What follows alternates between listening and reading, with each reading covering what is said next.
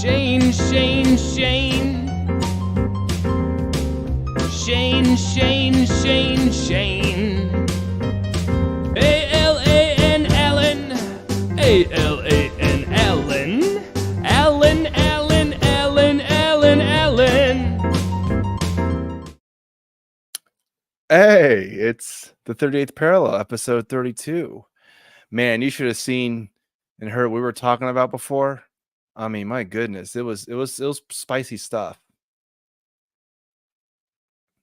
Alan's losing it. It's not good. This is what happens when I get too deep into DraftKings. I'm just losing it. It was crazy. You were saying, "Oh man, if you only bet $5, if you just win instead of lose, then imagine, that's crazy. If everything I had done up to this point had worked out, like." You could put all that money towards your show. You wouldn't need those other people giving you money. Oh my God. If I win big, Shane, and the first thing I say to you is I'm going to invest in the show, you need to come here and shoot me in the face. Don't do that. No. All right. What would you do if you won all that money? I mean, right now I'd get a new vehicle. I'd hate to say that I'd try to go invest in some property because I'm going to wait for the market to crash first, It's probably going to happen, yeah. Yeah, then be looking at doing that. Specialized migrants. Maybe travel a little bit. Yeah, there you go. Not to Springfield, Ohio, but to some other places. But to be honest with you, that wasn't on my list even before the news. Like Ohio, Jesus. Yeah. Yeah. I do have a football game. I saw an interesting question that I want to ask you. Okay. Have you guys ever used like Uber or Lyft or anything like that? Ever yes. Taken a taxi, whatever?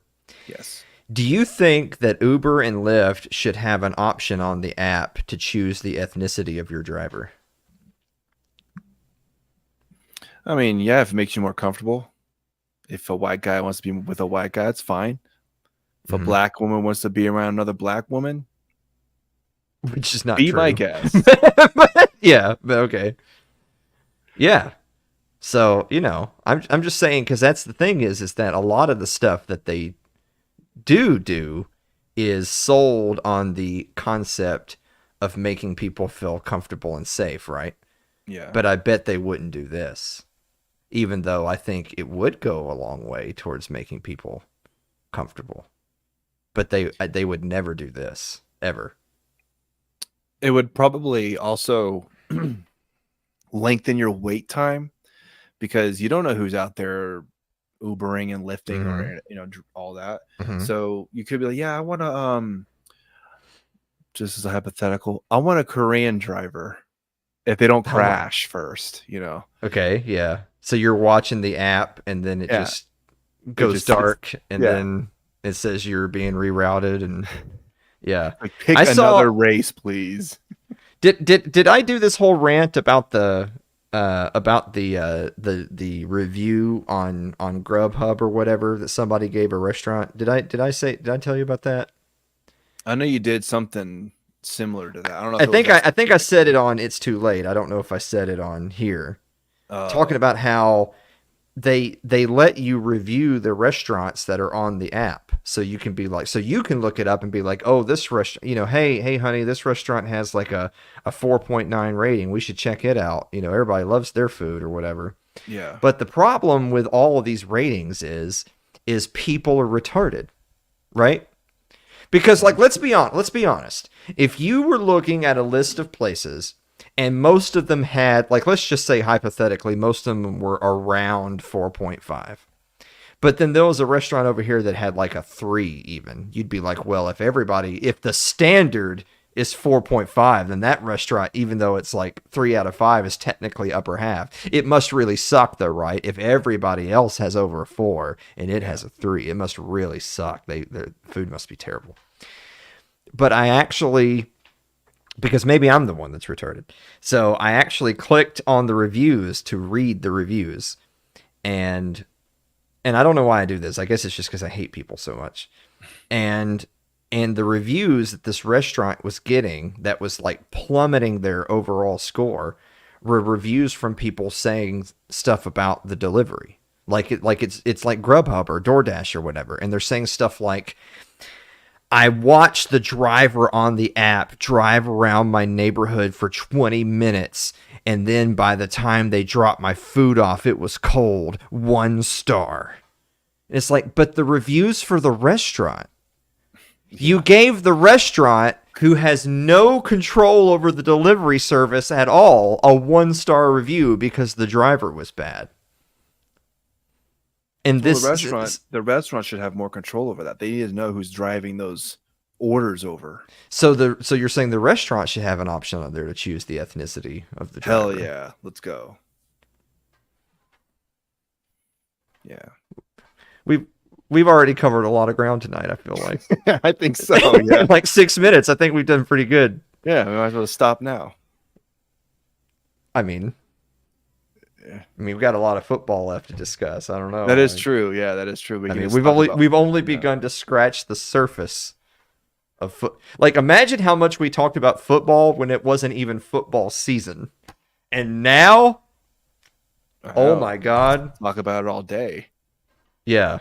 This is what I wish I could do for a living. Except for I would talk about football in a way that wasn't fake and gay like ESPN. You've seen the dumb, it's just dumb crap. I don't know. I feel like the theme of this whole episode so far is that Alan hates people. He hates reviewers. He hates I'm there too, man. He hates drivers. He hates ESPN. You know, but I'm dead serious that like. Oh. You should be able to pick.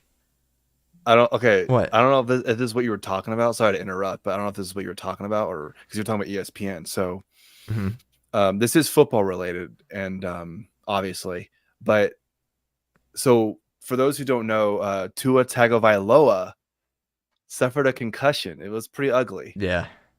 And again, yeah. Right, for like what, the 10th time? I mean, yeah. The fact that people were talking about, I think maybe he should stop playing football. Like, that's not good. You know what I mean? That's not good. People were saying that the last time. Right. So the fact that if it keeps happening when they were already talking about your long-term health, it's just that much worse. So there's I just saw this tweet. I don't know if you saw this. I'll read it to you and then I'll play the video. I haven't even seen it, so I don't even know. I kind of want to react to it fresh, just like you. So it's from @_MLF or ML Football. Trending: ESPN's Ellie Duncan interrupts a segment on Dolphins' Tua Tagovailoa's concussion to deliver a public service announcement on the risks Black women face during C-sections. I've had 2 C-sections. I understand sacrifice. Now, I'm not even going to, before I even play that video, what the fuck does that have anything to do with what Tua Tagovailoa went through? What the fuck? That's such, like, even with absolutely no other context at all, it's just the classic example of they're making themselves the story. Like, you hear that about referees, right? Like, when referees make a bad call, or even they just make a call at all instead of letting them play, you say, oh, the referees are making themselves the story. The headlines tomorrow are going to be, look what the referees did, rather than look what the players did. Yeah. So instead of just reporting the news and perhaps having an expert or two reflect upon, well, what this means for the teams or the players, it's this journalist making her own life experiences the story. Yeah. I don't know how a Black woman having a C-section really is going to correlate to Tua's injury and what the Dolphins should do from here. Maybe Mike McDaniel should watch that and be like, that's a good point.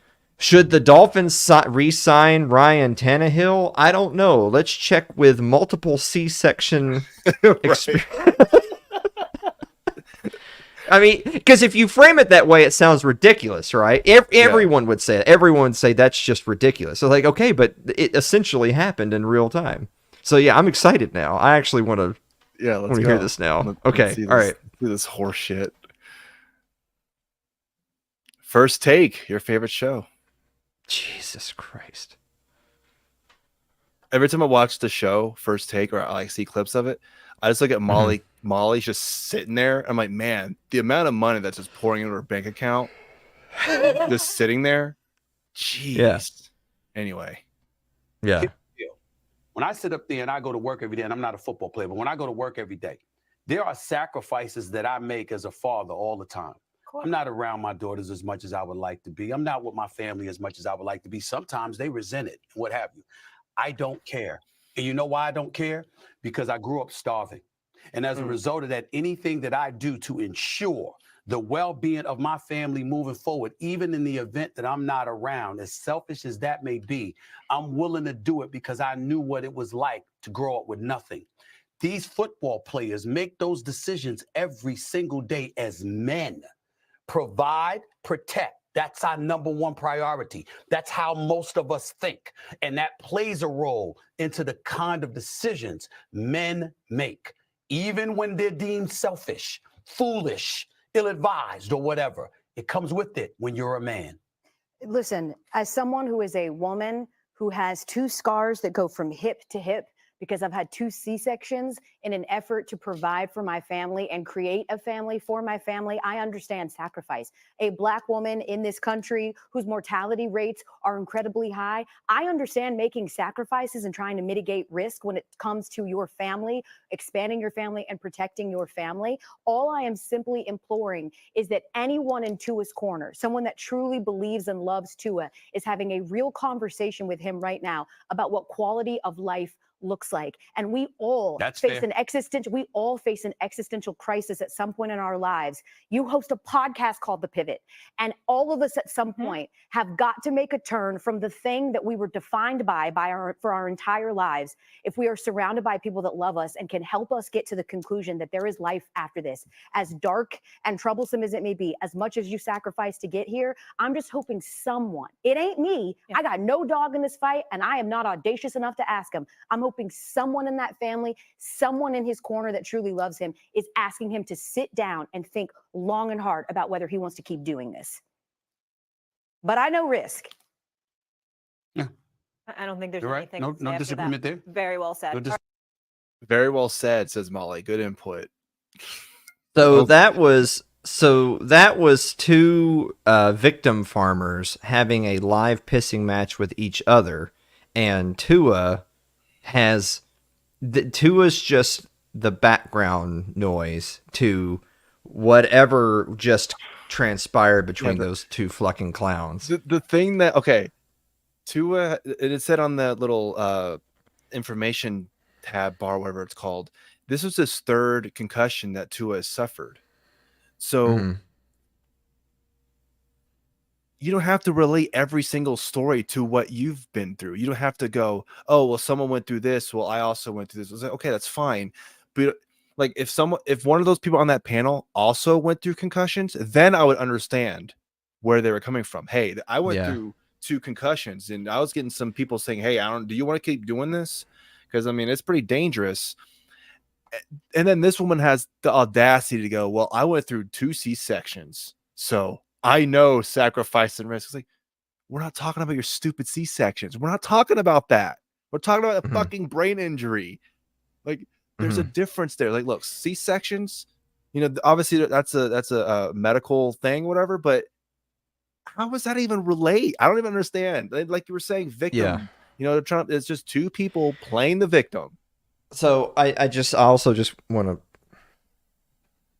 to point out really quick that while it is true that Black women have 3 times higher mortality rate in childbirth than, say, white women, for instance, first of all, it's still really low because it's fucking 2024. And it's not the fucking Middle Ages. And second of all, you want to know the primary reasons why they have a much higher child mortality rate? They're the least likely to go to regular checkups. You guys are parents, so you know the whole routine, right? Yeah. They're the least likely to take prenatal vitamins. They're the least likely to go to regular checkups. They're the least likely to avoid smoking and drinking and other chemicals during pregnancy. They're the least likely to be healthy. They're the most likely to be obese going into it. They're overwhelmingly the most obese subclass in the United States as it is. Let's see. There was it's a long ass list. They're the most likely essentially to take it the least seriously, to try to self-medicate. Yeah, what does any of those things have to do explicitly with the color of their skin? It sounds to me like those are all choices. Yeah. So, And Stephen A. Smith also mentions like, well, he grew up poor and now he's super rich. Okay, great. What does that have to do with Tua's concussion? Like, I don't understand. Again, how does that relate to anything that's been going on with, like, I'm sure Tua was watching this going, you know what, Stephen A. Smith and that lady, they're right. They're right. Their sacrifices are exactly the sacrifices that I'm making, because I had 3, maybe 4 concussions, and Stephen A. Smith grew up poor, and that other lady on the right side of the screen had 2 C-sections. So I get, yep, 100%. Man, what a correlation. yeah. ESPN, man, I'm telling you, what is going on over there? Just fucking talk. Remember those days when they would just tell you about the highlights? Chris Berman making those funny noises. What a time. Keith Olbermann wasn't trying to tell you how cringe he was every single tweet he would post, because there was no Twitter back then. Oh my god, it's crazy. Well, we've really covered a lot of ground now. Yeah. See, this is why every time you post the episode saying we're going to do this, it's always bullshit, because nobody knows what's going to happen. Yeah, it's just going to happen. It's just what I was thinking at the time, making a joke. Yeah, we'll talk about this, and maybe we'll talk about that. I don't know. We'll see. And then we ended up talking about something completely different. Yeah. So, wow. I mean, I was going to make a smart ass comment when we started that since it was all the way at 9:30 before we started, that really means we only have like 30 minutes to do the show. But I actually feel like we're really packing it in. Yeah, we're doing pretty good. We got plenty of time left. Yeah. And actually, you mentioned Springfield, Ohio. What's going on in Springfield? Do you know what happened there? Well, that's the thing, is that there's the people making jokes online, and then there's like people actually there saying this is what's going on. Oh, what a great segue. I have something to show you again. Okay. All right. Okay, here we go. All right, I'm ready. Oh fuck, how do I get there? Oh, here we go. If somebody else thanks Elon, I'm just hanging up the call. No, it's not. Okay. All right. It's not that. Not till the end when the show's over. Okay. All right. So actually Nico showed me this. I was like, oh, it's perfect for the show. But again, I wanted to react fresh. So this is a lady who on TikTok was talking about what's going on in Springfield. So this tweet from at Kira Won't Miss. WTF they got going on in Springfield, Ohio, bro. All right, here we go. This shit ain't no joke. It's not funny. I really do not feel fucking safe here, bro. Like, everyone on TikTok, on Facebook, making these jokes to get everything's fucking funny. Like, imagine you being homeless for a whole fucking year for no fucking reason. Like, what the fuck? This shit is not fun. This shit is not cool, bro. They really out here decapitating animals, and y'all are making jokes out of it. Imagine if you went outside and you saw your dog's head decapitated on the fucking ground. Like, why are y'all thinking this shit's a joke? It's not a joke. I don't feel comfortable walking anywhere. Like, what the fuck? I should be able to feel safe in my own city. Everybody's fucking homeless out here. Ain't shit but fucking scary ass Haitians just lurking and creeping and shit. Y'all thinking this shit's motherfucking funny? Like, keep making this shit up. It's not made up, bro. This shit is real life. This shit is really affecting me. Like, what the fuck? This shit. So it's really interesting that's because I know that there's been people from Springfield, Ohio, who have like done testimonials and like uploaded stuff saying like, hey, I'm here. This is what's going on. It's really interesting that that's the one you shared, because if you were getting your information from, CNN or the Democratic Party, you would think that, Haitians are black people and you're racist if you don't want a bunch of Haitians in your town because you're just against blacks. Like, okay, so that's news to black people. Yeah. Black people don't think Haitians are black people. Yeah. And frankly, Haitians don't think Haitians are black people. They The are fucking different people. border, Dominican Republic people. The Dominican Yes. Republic people. Oh the my Dominican God. Republicans, they fucking hate them. Oh, of course. And why wouldn't they? I mean, right. they're scum of the earth. They're Oh fucking my subhuman. God. Like, just call it what it is. So there's a couple of things of like let's separate like the jokes and the memes from the reality, because I actually looked up a little bit of this the other night. We ended up not really talking about this stuff this week because it's fucking football season. You know what I'm saying? So we did sports this week. More important But- stuff to talk about. Yeah, exactly. I don't need your bread and circuses. All right, I've got important stuff going on. But I looked up some of this stuff because I was like, okay, you know, like Donald Trump said this, or you know, whatever. Fucking Laura Loomer said something. I don't take what Laura Loomer says, like, you know, with a grain of fucking Yeah, salt. yeah. Yeah. So I decided, you know what? I'm gonna be like one of these super for real fact checkers, and I'm gonna look up some of this shit. And so the first claim I looked up was people saying, "Did you know that there's like 20,000 Haitians in this small town in Ohio that just like they just dumped there and whatever." And I was like, "There's no way." Because Springfield, Ohio is like pretty close to the same size as my hometown, like Columbia, Tennessee. And I'm like, dude, there's no way it's 20,000 Haitians. Right? Like, if it was that many, like you'd see, like, it's not like it'd be a little camp on the other side of town. It'd be everywhere. I was like, there's no way that's true. Okay, I looked it up. Actually, yeah. Okay, so their own census is like they have 15 to 20,000 Haitian asylum seekers in their fucking town. And so that raises some really important questions, right? So it's like, okay, so they're Haitian asylum seekers. You know, Haiti is not like Mexico where it borders the United States, right? Yeah. So how do these Haitians who decide I want to flee to the United States and seek asylum, how did 20,000 Haitians get here, like that many in that short period of time, and make their way into the United States? Are you trying to suggest to me that 20,000 Haitians like all got on a raft or whatever and went through the Caribbean or went through Cuba or went to Mexico and then crossed the border, and they ran up to the border guards and said, "Hi, excuse me, I'm fleeing this country and I'm seeking asylum. Please get me in contact with your, you know, Immigration and Naturalization Services, please, INS." There's no way that happened. First of all, there's no way that happened because it just logistically doesn't make sense. There had to have been some effort to take those people and move them from point A to point B, is what I'm saying. And second of all, it couldn't have happened because the average IQ in Haiti is 67. They're functionally retarded. Come on, don't talk about IQ. Come on. They're functionally retarded, Shane. No, come on. No, come on.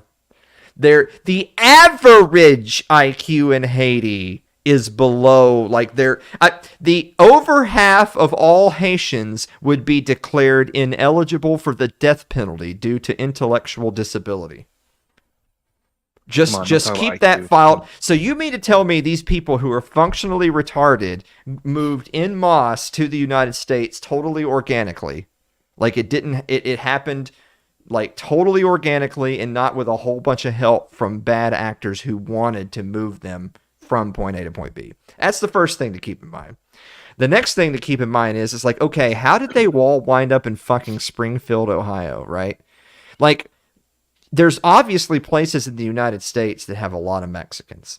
Big shocker, closer to the border, there's more Mexicans. The further back in time you go, it's more concentrated around the border. As time goes on, you have more immigration further into the country. But you think obviously like Texas, New Mexico, you know, Kansas, Oklahoma, or even like the deep South, you know, areas where there's lots of manual labor and stuff like that. You see Mexican immigrants. Okay, whatever. Haitians? Hello? All right, so first of all, Haitians, hello. And second of all, Springfield, Ohio? And why all that many all somehow went to this? Like, you mean like the Haitians are like the fucking Borg. They have a singular consciousness, and they all said Springfield, Ohio, and that's where all these 20,000 Haitians went, was Springfield, Ohio. Which, weird choice, by the way, for me personally. Like, the Mexicans didn't go to Ohio. You notice that? I'm just pointing that out. So, okay, so obviously huge questions with how those people got from there to here, how the process went of their seeking asylum. And okay, now here's another thing. Like, take out, for instance, how nefarious that seems, and that they're Haitians and that they're retarded. Let's just say it's just some random person fleeing a war-torn area and they're genuinely seeking asylum. That means they're having to deal with the U.S. government. You know the U.S. government sucks, right? Like, it's a bit, bureaucracy is just log jammed, and I know there's a lot of bombs being dropped on tonight's show. God, like, IQ, government being bad. What? Yeah, like, the government is trash and every bureaucracy sucks. And so if you were a legitimate person who was doing the right thing and going through the proper channels, it would take you like years to get through, because it's just such a bureaucratic nightmare, right? So, since you already know that, any of us who've ever been to the DMV fucking know that. So now you have these 20,000 Haitian immigrants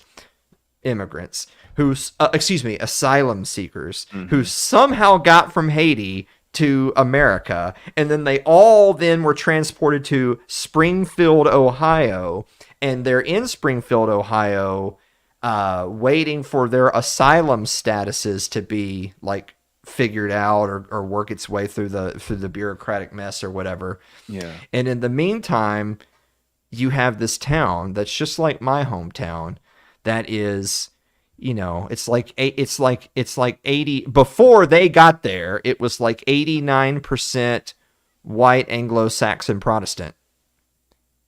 Because it's like, you think like you have like 45,000 people in this town, and of those 45,000 people, 40,000 of them are white Anglo-Saxon Protestant.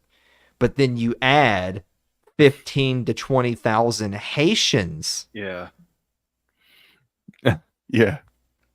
And of course, then there's the whole thing of, well, that while they're there and while they're waiting for their asylum applicant process, they're immediately put on every dole. They're immediately put on every welfare and government program. The children are immediately enrolled into schools. They're immediately all given food stamps and free medical care. They immediately start finding them like Section 8 housing and all this stuff, so again, now you have the situation where this relatively small town that did have like 45,000 predominantly, white Christian Americans now, but that also means they have the infrastructure to handle like 45,000 white Christian Americans, now has to deal with an extra 20,000. So like an extra like 1/3 of just purely people on the dole. And they can't handle it. Big shocker, they can't handle it. It's like we're being everything we have is being stressed to the max to handle these people. And even with all of that, because a really wise person tweeted something really wise to somebody earlier today, where I had said, like, this is a monumental loss in the quality of life for the natives, in this case, the native people of Springfield, Ohio, because the average Haitian IQ is 67.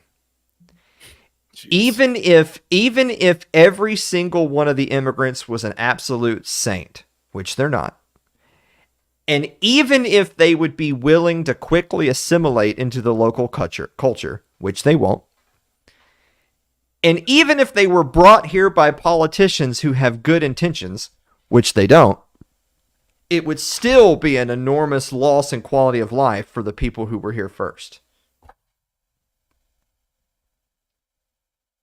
That's crazy. I mean, And then on top of all that, apparently there's the disease factor. They carry a fuck ton of yeah. diseases. Yeah. Yeah, that's crazy because me and Nico were talking about that. That's one of the things she brought. I was like, man, all the diseases, Yeah. man, it's crazy. Like fucking what's one that was that's like not even around anymore, and it's possible they're bringing that one back.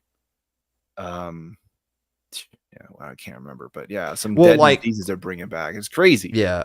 I mean, there's a lot of diseases that like technically still like people can technically still get tuberculosis, polio, stuff like Yeah. that. But like if you know, if 20 years ago, like long before COVID, if 20 years ago you were sick and you went to the doctor and they found out you had TB, they wouldn't let you like fly and go places. They would want to quarantine you because they'd be like, you know, we can't run the risk, even if it's relatively small, of having a fucking tuberculosis outbreak in our modern town or at the school or whatever.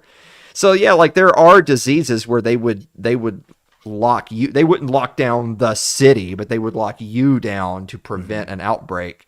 Long before COVID came along, you know, those diseases are examples. These people are carriers.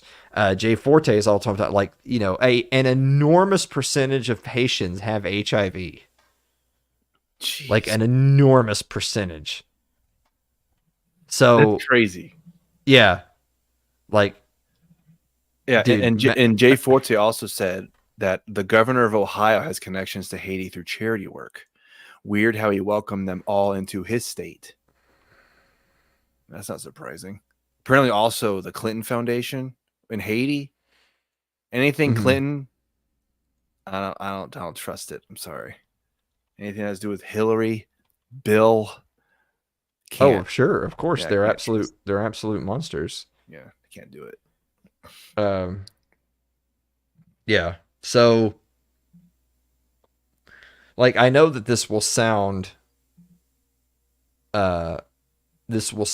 low, but when you think of it as like a rate of your entire society, it's crazy. So like 2% of all Haitians have HIV. 1 out of 50 Haitians have HIV. Jeez, that's That's odd. And they're just that's bringing not- that over to America. Thanks a lot. so God, man. So because this is just another chapter in the long conversation of there are people out there, and of course they're always leftists. They always are the people who are perpetrating replacement. They're always the people who themselves are degenerate heathens who are not religious, who are not good people, but they will use your morals and your religion against you. They don't have those things. They have no morals, but they will use your beliefs against you. So the people who themselves don't have any of the beliefs you believe will say to you, well, if you were a good Christian, you would help all these poor people. You would, Jesus wouldn't turn his back on all these Haitian immigrants, and it's like, okay, it's like, well, so first of all, you don't believe in any of that. So you don't get to tell me, you don't get to weaponize my beliefs against me because you're full of shit.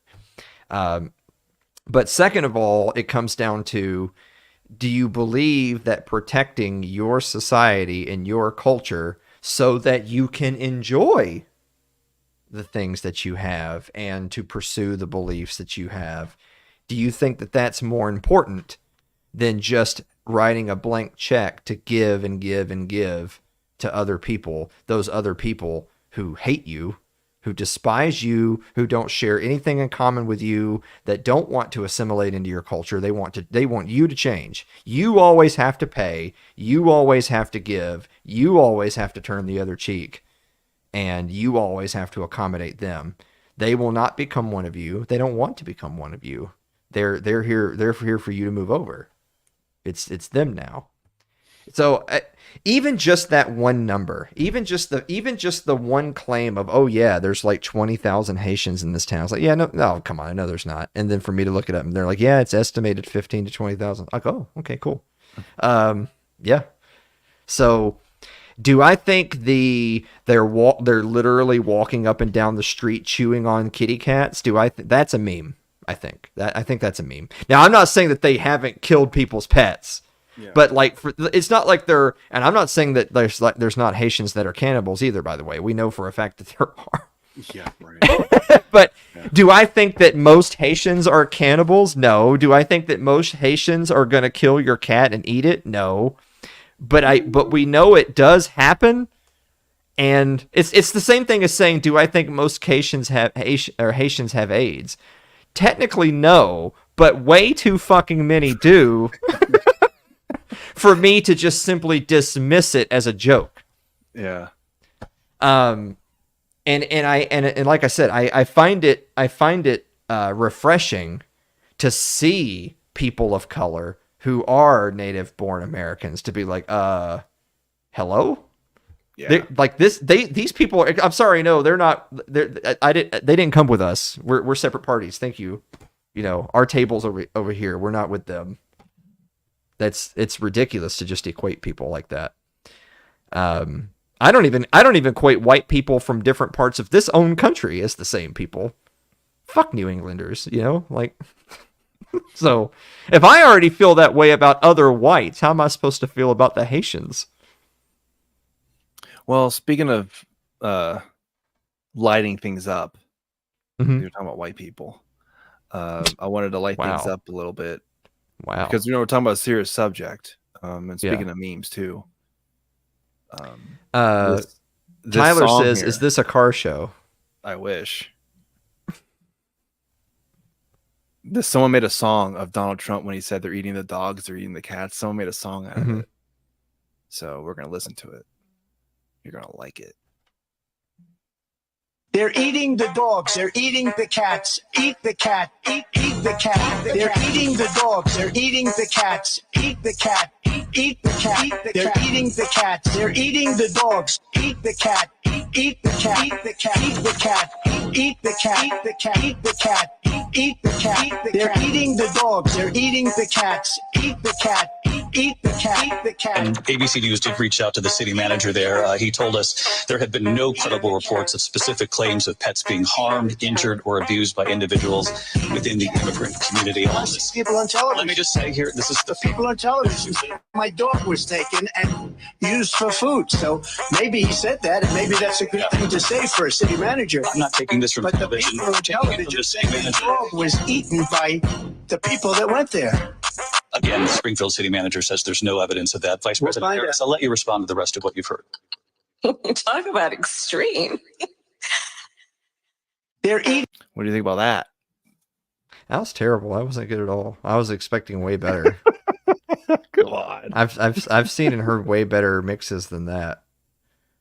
I kept on waiting for it to like start getting good, and it never happened. So I'd give that like a 2 at best on the person who actually made it. But in terms of what actually was said at the debate at that moment, Trump like constantly hounding on that topic when there were so many other things to discuss, primarily so many things to direct at his opponent, was bad for him to do. However, it's so on brand for the fucking corporate journo to be like, well, we reached out to the city manager. I don't give a fuck what the city manager says. What do the actual people of Springfield, Ohio say? Because the actual people are like, oh no, yeah, that's happening. Like here, it's on. I have footage here. Yeah.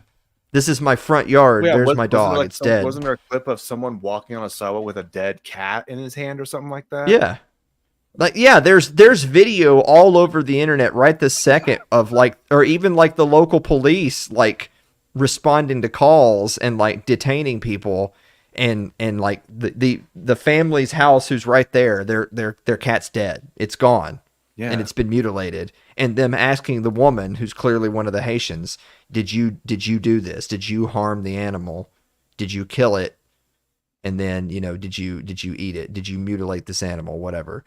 The fact that it's already to that point tells you, I mean, at a bare minimum, they're the culprit of the crime. Now, whether they actually like sauteed the fucking thing, I don't know or care, but they're clearly the ones responsible. Yes, it's happening.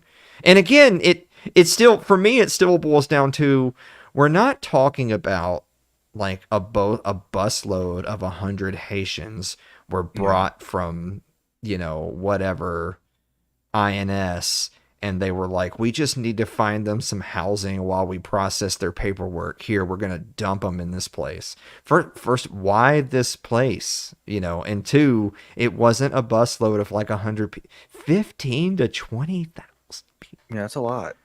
That's a lot of people. It's a lot of busloads of people. That's a lot of, yeah. And of course, obviously from a political, like from a localism standpoint, from a self-determination standpoint, do you think that the actual residents of Springfield, Ohio approve of this? No, the fucking Republican governor was like, no, bring them on in. The Republican governor's bringing all these fucking migrants. What the hell? Fuck the governor. Fuck the governor. Fuck the city manager and the mayor. Yeah. Do you think the people of Springfield, Ohio approve of this? I would probably think not. No. Do you think, like, how in a lot of places, like, they'll have propositions on your local election, like, Prop 22 decides whether or not we're gonna, build a new bridge over this river. Do you think that they put a prop on the local election to decide whether or not they wanted to bring in, 20,000 Haitian asylum seekers? Pretty sure they didn't. Pretty sure that was a decision that they just decided to kind of squirrel that one away and not let people have much. And then, just to add insult to injury, when the people of the city were finally like, oh my God, we're literally overrun by fucking retarded barbarians, I'm going to go to my city council meeting and be like, the fuck. Then the city council people are like, y'all are being bigots. Like, dude, y'all should be dragging them out in the street and hanging them. Yeah. Yeah. That's it. This was the time. If there was going to be a moment that y'all were literally going to start fucking watering the tree of liberty out in front of the city council meeting, it was do that to them first and then start rounding up all the Haitians. And it's going to be difficult because it's 15 to 20,000. It's not like one gang. My God. I'll plug Really Graceful's video about this. It's titled "Something Strange is Happening Between Springfield, Ohio, and Haiti." It's part 2. It goes more into depth of like recent events and all that. But yeah. So there was like actually like council meetings that were going on in Alabama too, where a black woman was basically saying, "Stop talking and leave," like basically saying, yeah, we're just going to adjourn this whole session, whatever. And it's like, they can just stop the meeting whenever. They go, I don't like what you're saying. Let's just stop talking. Yep. Like, what? Like, no, I thought you were supposed to be working for us. You're our quote unquote representatives. But then when someone that you represent is coming over to talk to you, you go, nah, fuck that. I don't like what you're saying. I'm just going to leave. Does everybody else agree? Leave. Okay, yeah, we're gonna leave now. It's lunchtime, actually. Let's have some lunch. You know what they should have done is once they left, whoever those people were that were in the crowd, like in that standing order, waiting for the talk, they should have just went out back and started beating the shit out of those people that came out and started trying to eat lunch. No, we're gonna fuck you up because you weren't listening to us talk. We're trying to tell you what's happening right now. And you won't listen. It's a textbook example that people are not represented in any legitimate sense. I mean, this just goes to show, like, we're talking about the local level. Yeah. We're talking about the local level. And at the local level, people are not represented in any legitimate sense. I mean, this is the textbook case for anarchy. Like, retarded right-wingers will say that it's anarchy in Springfield, Ohio because bad things are happening. No. This is the state working fluidly because it was the state that made this possible. Anarchy would be the individuals that live in Springfield, Ohio, working out for themselves what is and isn't going to be allowed in their town without having like government representation do it for them, without voting for advocates that do it in their stead. It was the advocates in their stead that went to Haiti and picked up 20,000 people and dropped them in their town. They would not have done that on their own. No. So no, this is not anarchy. With them be deciding it for themselves and saying, no, I'm not going to do that. We're not going to go do that. So I'm gonna play a little bit of her video because there's a clip of it where they're doing it was a meeting or whatever, city council meeting. But also this was interesting. This map, which is the refugee program directory. See that? You see that right there? Look at every single state except there's one that doesn't have a refugee resettlement office. Mm-hmm. I think Wyoming's starting to sound pretty enticing right now. Wow. All right. Anyway, so yeah, It'd be too cold. Yeah, that is the thing. Yeah, it's windy and cold, but you gotta take what you get, I guess. I don't even think Wyoming's a real place, to be honest. That's why it doesn't have one of those offices, because it's not a real place. Find out the NGOs funding them. It varies from state to state. Good evening, everybody. My name is Lisa Hayes, and I am a resident of Springfield, Ohio, and I'm also a registered voter. It's the first time I've ever spoke at the commission meeting, and I'm going to try to make it a good talk with you. Okay, I would like to know how many of you sitting up there tonight go into the grocery stores here in the city, Walmart here in the city, to do your shopping. I'm going to tell you, 64 years old, and I don't know what kind of label you can put on this, but I'm taking my cart down the grocery aisle, and I have 3 immigrants strapped across the aisle. Seen me coming, would not budge, wouldn't even, and I said, excuse me. Maybe they didn't understand what I was saying, but I'm sure they understood that I was trying to get through that aisle. So I have no recourse now but to bust through it. I'm not afraid to do so. I would like to see them have some common respect, some common decency. Do not try to bully your way through Springfield, Ohio. It's not going to work out well. I am a disabled elderly woman that has such high anxiety leaving my house that I rarely do. And when I do, I'm armed and I have my 120-pound pit bull with me. I've been followed. I've been groped. I'm 58 years old. I've been called racist because I'm white. I've lived in the south end of town for my whole entire life. Our family home is there. My children have homes there. Recently, my youngest moved to Montana to get out of here. Yeah, so that was just a couple of examples.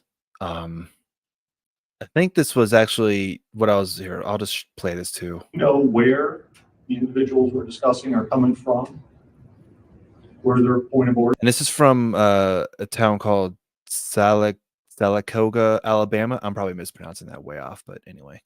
Because you're treating them like lawful U.S. citizens, which they are not. Okay, so I'm going to cut it off because we've had 3 people come up. I'm going to cut it off because we have no reason.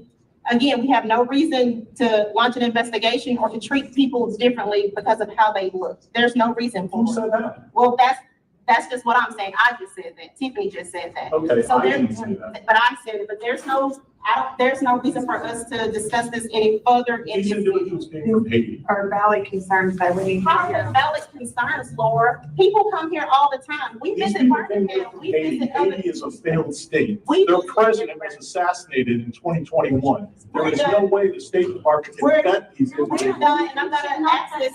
Please let him talk. You have shut up. I was very specific. Okay, I'm going to ask all of you to leave because this meeting is over. Let's have no other further business. I need a motion to adjourn. All right, second. Second. All in favor? They're sitting up there lying. Good to know. Don't want to hear the truth. This is our city. This is our Can you just say that we can't speak, that we have no word? What would you like us to do? To cut off public debate in the middle of a meeting is a violation of law. What they're gonna do, they're gonna spend our tax money. That's the money they're gonna be spending. They speak French, our teachers will be able to educate our children French, so we're gonna have to hire teachers.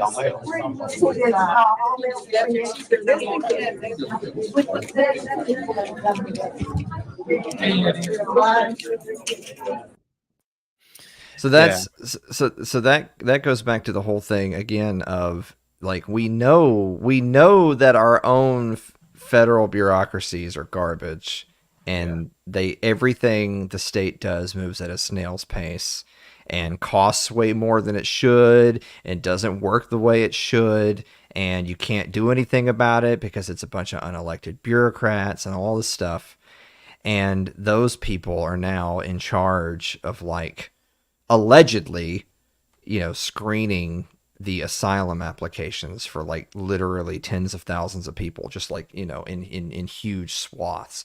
They're not going to. I guess is what I'm beating around the bush about. They're just not going to. They're either one of a few different scenarios is going to happen, like from a legal standpoint.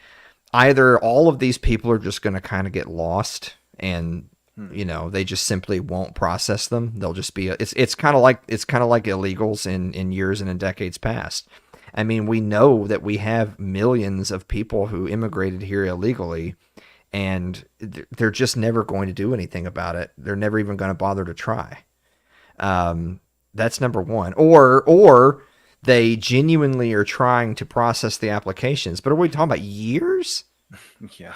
Like, you think about, like, dude, I'll give you a perfect example. Like, I can give you more than one example of situations where, like when I got one year when I was paying taxes, the IRS owed me back something like $3,000.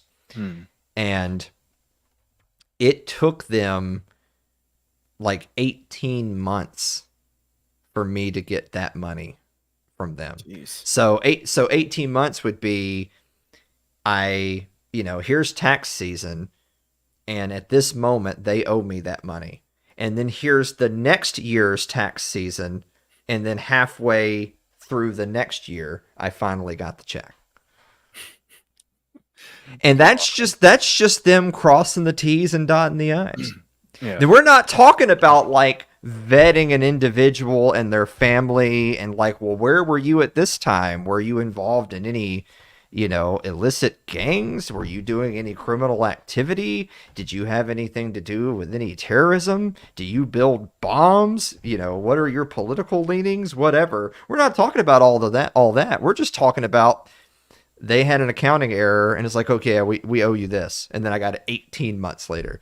So it's just not practical. They're not going to do it. That's the thing that I think it begins to settle in for people. It's like they're seeing this from a distance and they're like, I know how my government works. I know my government is fucking trash. And I know that this is not going to be resolved. So it should have just never happened. It's abysmal. And again, we're not even talking about the cultural or societal angle. We're purely we're looking at just purely from practicality. It's not going to be resolved legally or correctly because the bureaucracy is not going to be able to handle it. It's almost as if that's by design too.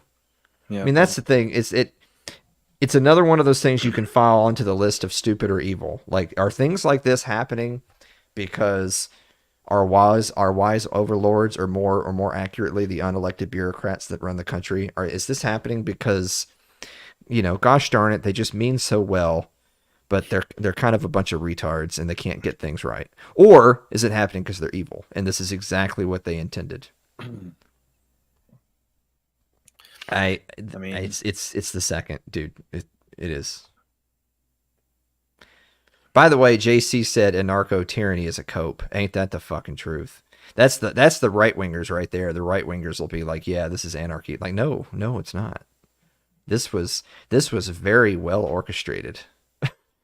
Well, if it's anarchy, then they would just be doing it without permission. They would just be going wherever, right? It wasn't like I was saying earlier, in Ohio, the Republican government, yeah, just bring them on in. Just, yeah, whatever. We'll be a sanctuary state. Yeah, sure. Why not? How's that anarchy? It's your fucking party doing this. Like, what are you talking about? Yeah, everybody's complicit in this. Like, yeah, I wanted to look up. Where is the governor's mansion in Ohio? So it's in Bexley, which is a suburb of Columbus. So that's the governor's mansion. So that's where the governor lives. And Bexley is like a super ritzy enclave attached to Columbus. They didn't drop 20,000 Haitian migrants there.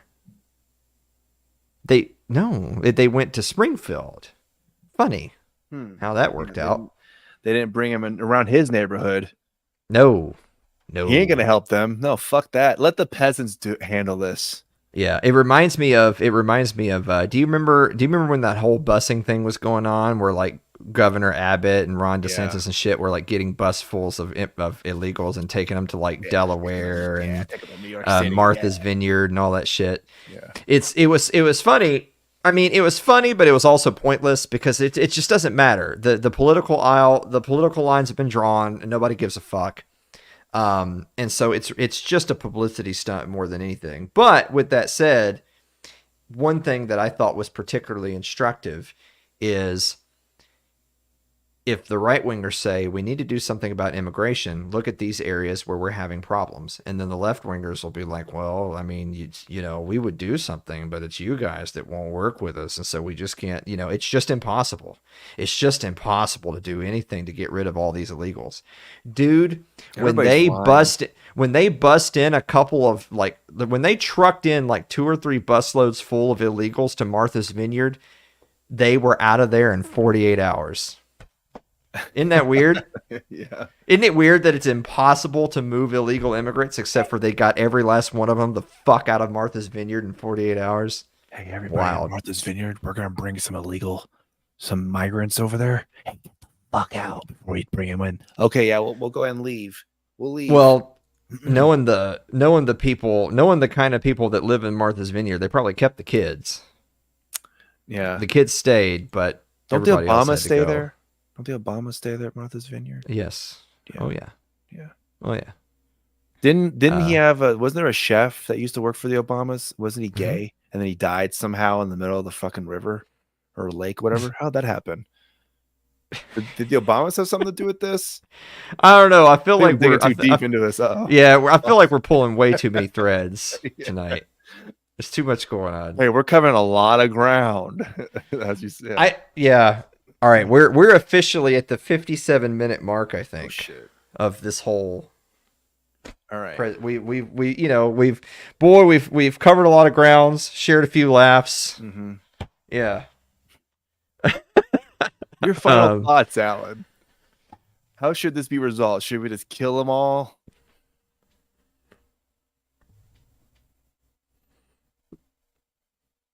Maybe I shouldn't have said that. Was too harsh.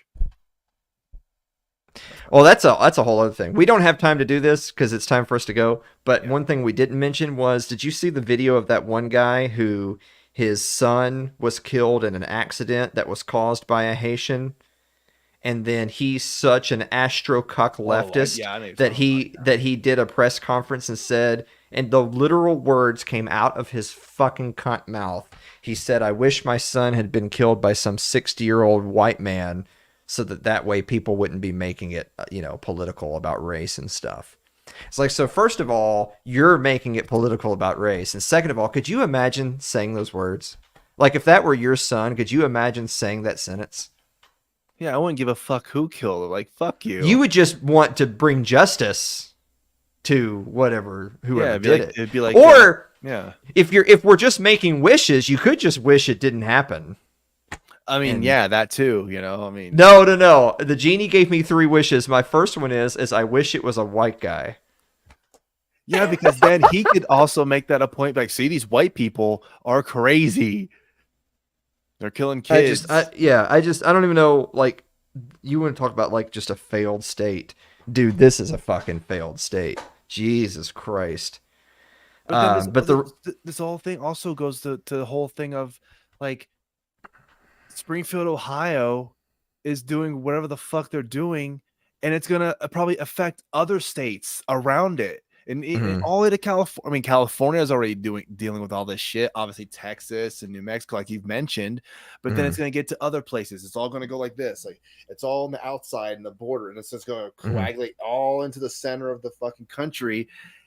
and then we all gotta deal with it somehow. Like, fuck that. So the reason I brought up that dude in that example was just to say that, like, because there's been people that have been doing polls and stuff like that and articles saying, like, well, you know, what's the value of these Haitians? What's the value of a Haitian life? And I was like, dude, if one of my loved ones had been killed and I could, like, trade it, wish it away, dude, because it's like you're talking about the Haitian immigrants. I'm not even talking, like, if I could trade every single Haitian on earth for my loved one, I would do it. I would hit the button twice just to make sure that I would gladly. Am I 67 is their average IQ? 67. I mean, that's just, if you have an IQ below 70 to 75, you're functionally retarded. You're intellectually disabled. I mean, it's like, you're slow if your IQ is below like 85. You're slow. If your IQ is below 70, you can't. You're not even responsible for your actions according to our codes. Like, you're disabled. You're not just slow. You're disabled if you are under 70. Their average is 67. Oh my God! What are these people? One of the lowest in the world, right? It's gonna be one of the lowest. It's pretty well. We don't have time, but you know, sub-Saharan Africa gets pretty low. Oh my God. It's yeah, in the world. I mean, Sierra Leone is 52. Jeez, can you imagine they're bringing some of those people over here? Well, like Ghana. So Ghana is a pretty rough country on the west coast of Africa. Yeah. It's 61. So theirs is actually 6 points lower than Haiti. Believe it or not. Damn. Equatorial Guinea is 56. Guatemala is actually 55. Damn. Nepal is the lowest at 51. My God. Is that why their flag is weird shaped? I mean, I don't know about squares and all that, but this like two triangles put together somehow. I don't know. Let's make that the flag. They'll get it. Who's they? Whoever's they'll get it. Cameroon is 67, so that's the same as Haiti. The Congo's 64. Ivory Coast 61. I mean, you know.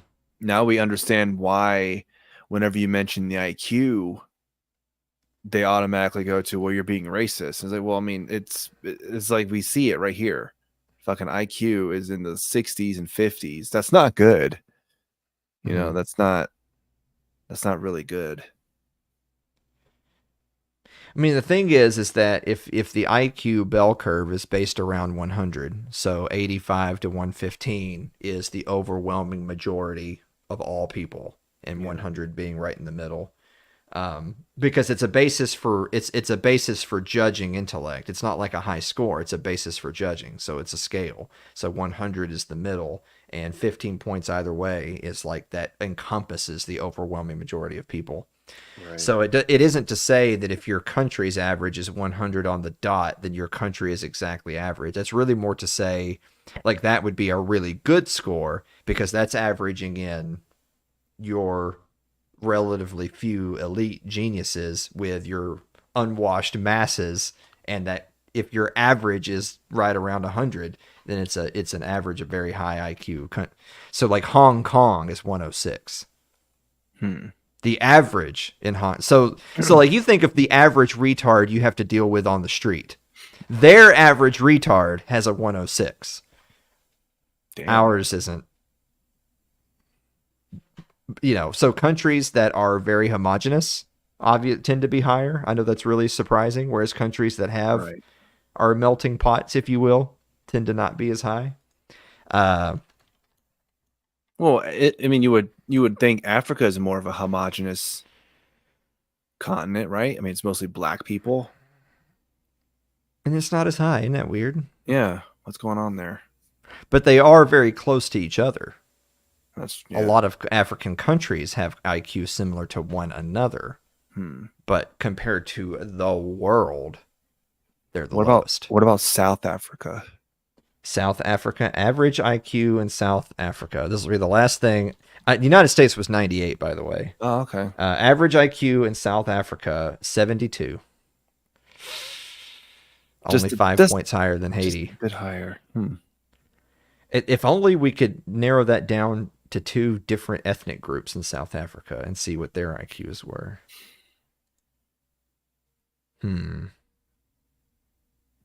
Covered a lot of ground. Yeah. Somehow it came back around to IQs. Yeah, it's weird. Well, speaking of IQ, I wanted to show you one last thing. Okay, this is the last thing. This is it. This is it. All right. Sort of off topic, but it's still similar. Talking about the debate, Kamala Harris. She did a really good job in the debate, as most people have said. Donald Trump, flatline. Terrible. Anyway, this was part of it. So this tweet from @Lori Mills. This. Yeah. I understand 4CA42. this reference. Yes. Deployed military members react to Kamala Harris lying about deployments during a debate. Well, I will tell you, I agreed with President Biden's decision to pull out of Afghanistan. 4 presidents said they would, and Joe Biden did. And as a result, America's taxpayers are not paying the $300 million a day we were paying for that endless war. And as of today, there is not one member of the United States military who is in active duty in a combat zone in any war zone around the world. The first time this century. What? But let's understand. So where the fuck are we right now?